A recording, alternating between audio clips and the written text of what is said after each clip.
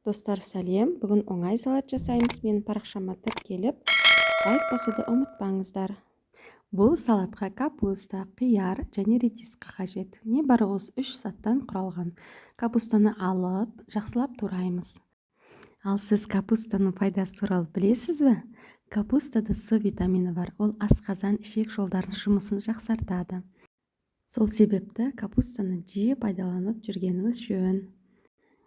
Туралған капусталарымызды ыдысқа салып, қиярды турауды бастаймыз. Оны да ұзынша соломка қылып әдемілеп турап шығамыз. Қиярдың құрамы дәрумендерге өте бай.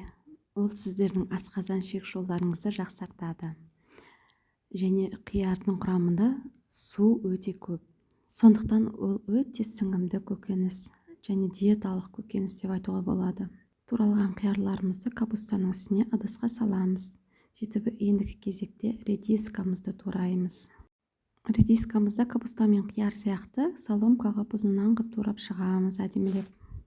Ал сіз редисканың қазақша мағынасы шалғам екенін білесіз бе? Редисканы қазақша шалғам деп атайды. Редисканың пайдасы иммундық жүйені нығайтады және ағзаның инфекциялық ауруларға төзімділігін арттырады. Осындай өте дәрумендерге толы керемет пайдалы салатты жасап, жанұяңызды қуантыңыз. Бұл салат көкөністеріміздің барлығын турап болғаннан кейін оны араластырып, дәміне қарай тұз қосамыз көз мөлшерше. Содан кейін кішкене майонез қосамыз. Майонезді біз азырақ қостық, өйткені өз қалауларыңыз бойынша қосасыздар онда.